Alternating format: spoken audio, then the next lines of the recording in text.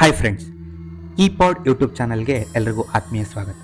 ಇವತ್ತಿನ ವಿಡಿಯೋದಲ್ಲಿ ನಾವು ಮಲಗಿರುವಾಗ ಎದೆ ಮೇಲೆ ಯಾರೋ ಬಲವಾಗಿ ಕೂತ ಅನುಭವದ ಕುರಿತು ಮಾತನಾಡಿ. ನಿಮಗೂ ಈ ಅನುಭವ ಆಗಿರಲೇಬೇಕು. ಪ್ರತಿಯೊಬ್ಬರೂ ಒಂದಲ್ಲ ಒಂದು ಹಂತದಲ್ಲಿ ಈ ಸಮಸ್ಯೆಯನ್ನು ಎದುರಿಸಿರಲೇಬೇಕು. ನಿಮಗೆ ಗೊತ್ತಾ, ಕೆಲವೊಮ್ಮೆ ನಾವು ನಿದ್ರೆಯಲ್ಲಿರುವಾಗ, ಅದು ಗಾಢವಾದ ನಿದ್ರೆಯಲ್ಲಿರುವಾಗ ನೆನಪುಳಿಯದ ಅನೇಕ ಕನಸುಗಳನ್ನ ಕಾಣ್ತಿರ್ತೀವಿ. ಕೆಲವೊಮ್ಮೆ ಭಯಾನಕ ಕನಸುಗಳು, ಹಾವು, ನದಿ, ಪಾಳು ಬಿದ್ದ ಮನೆ, ದೆವ್ವ, ಭೂತ, ಪಿಶಾಚಿ, ಮೋಹಿನಿ, ಹೀಗೆ ನಾನಾ ಕನಸುಗಳು ಬೀಳುತ್ತಲೇ ಇರುತ್ತೆ. ಹಾಗಿರುವಾಗ ಒಮ್ಮೊಮ್ಮೆ ನಮ್ಮ ಪ್ರಜ್ಞೆಗೆ ಬಂದರೂ ನಾವು ಏನನ್ನೂ ಮಾತನಾಡಲಾಗದ ಸ್ಥಿತಿಯನ್ನ ತಲುಪಿರ್ತೇವೆ. ಇದು ಕನಸ ನಿಜಾನ ಅನ್ನೋದು ನಮ್ಮ ಗಮನಕ್ಕೆ ಬರೋದು ತೀರಾ ಅಪರೂಪ. ಇದು ಕೆಲವರಿಗಾದ ಅನುಭವ ಮಾತ್ರ ಅಲ್ಲ, ಲಕ್ಷಾಂತರ ಜನ ಈ ಅನುಭವವನ್ನ ಹೇಳ್ಕೊತಿರ್ತಾರೆ. ಯಾರು ಗೊತ್ತು, ನಿಮಗೂ ಇಂತಹ ಅನುಭವ ಆಗಿರ್ಲೇಬೇಕು. ಅಂಥದ್ದು ಏನಾಗುತ್ತೆ ಅಂತ ಅಂದ್ಕೊಂಡ್ರ, ನಿದ್ದೆ ಮಾಡ್ತಾ ಇರ್ತೀವಿ. ನಿದ್ರೆಯಲ್ಲಿರುವಾಗ ನಮ್ಮ ತಲೆಯನ್ನ ಮೇಲಕ್ಕೆ ಎತ್ತೋದಕ್ಕೆ ಸಾಧ್ಯ ಆಗಲ್ಲ. ಆ ಸಮಯದಲ್ಲಿ ನೀವು ಜೋರಾಗಿ ಕೂಗೋದಕ್ಕೆ ಪ್ರಯತ್ನ ಪಡ್ತೀರಾ. ನಿಮ್ಮಿಂದ ಕೂಗುವ ಪ್ರಕ್ರಿಯೆ ನಡೆಯುತ್ತಿದೆ ಅಂತ ಅನಿಸ್ತಿರುತ್ತೆ, ನಿಮ್ಗೆ ಫೀಲ್ ಆಗುತ್ತೆ. ಆದರೆ ನಿಮ್ಮ ಧ್ವನಿ ಯಾರಿಗೂ ಕೇಳಿಸ್ತಾ ಇರಲ್ಲ, ಶಬ್ದ ಹೊರಗಡೆ ಬರ್ತಾ ಇರೋಲ್ಲ.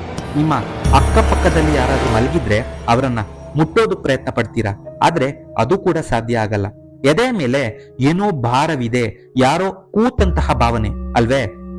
ಸಾಮಾನ್ಯವಾಗಿ ಇಂತಹ ಅನುಭವಗಳು ಸಂಭವಿಸಿದಾಗ ದೆವ್ವದ ಕಾಟ, ಪಿಶಾಚಿಯ ಕಿರುಕುಳ, ಗಾಳಿ ಸೋಕಿರಬಹುದು ಅಂತ ಮನೆಯ ಹಿರಿಯರು ಹೇಳ್ತಾರೆ, ಭಾವಿಸ್ತಾರೆ. ಹಾಗಾದ್ರೆ ನಮ್ಮ ಎದೆ ಮೇಲೆ ಯಾರೋ ಕುಳಿತಂತೆ ಆದಂತಹ ಅನುಭವ ನಿಜಕ್ಕೂ ದೆವ್ವದ ಕಿರುಕುಳನ? ವೈಜ್ಞಾನಿಕವಾಗಿ ಈ ವಿಚಾರವನ್ನ ಮಾತನಾಡೋದಾದ್ರೆ, ಇದು ವೈದ್ಯಕೀಯ ಪರಿಭಾಷೆಯಲ್ಲಿಯೂ ಒಂದು ರೀತಿಯ ಅನುಭವ.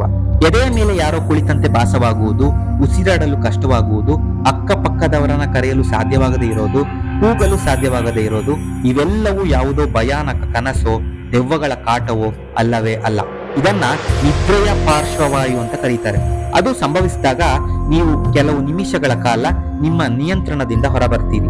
ಆಗ್ಲೇ ನಿಮ್ಮ ಬಾಯಿಂದ ಶಬ್ದಗಳು ಬರೋದಿಲ್ಲ. ಸಾಮಾನ್ಯವಾಗಿ ಇದನ್ನ ನಿದ್ರೆಯ ಅಸ್ವಸ್ಥತೆ ಅಂತ ಕರೀತಾರೆ. ವೈದ್ಯಕೀಯ ಪರಿಭಾಷೆಯಲ್ಲಿ ಇದೇ ನಾರ್ಕೋಲೆಪ್ಸಿ.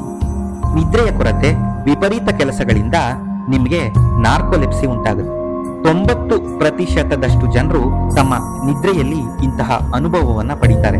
ಆಗ ಇದು ದೆವ್ವದ ಕಾಟವೇ ಇರಬೇಕು ಅಂತ ಪರಿಭಾವಿಸ್ತಾರೆ. ಇನ್ನು ಹಿರಿಯರು ಈ ವಿಚಾರವನ್ನ ಮತ್ತಷ್ಟು ಆಳಕ್ಕೆ ತೆಗೆದುಕೊಂಡು ಹೋಗಿ, ಹೌದು ದೆವ್ವ ಅಂತ ನಿಮ್ಮನ್ನ ಭಯಭೀತರನ್ನಾಗಿಸ್ತಾರೆ.